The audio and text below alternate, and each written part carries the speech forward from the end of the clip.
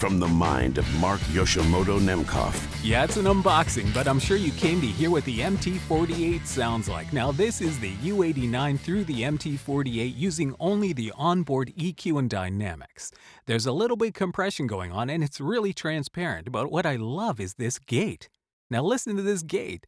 This gate really eliminates the need for me to actually do any denoising after the fact, so I'm pretty happy with this because I don't think I'm going to need CVOX going forward.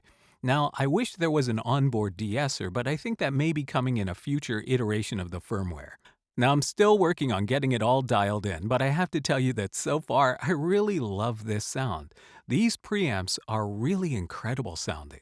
I mean, I usually cut through like a preamp emulation, a console strip emulation, but honestly, these preamps sound so good. I don't think I'm going to need any sort of preamp emulation going forward. I think I'm just going to rock with these preamps. This is a real game changer because this sounds better than anything else I've ever used in my own booth before. The only time I've ever gotten a sound like this before is when I've recorded at a really high-end professional studio.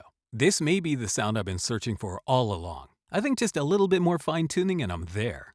Alright nation, what do you think of the MT-48 by Neumann? Leave a comment. Until next time, this is Mark Yoshimoto Nemkov, fading to black.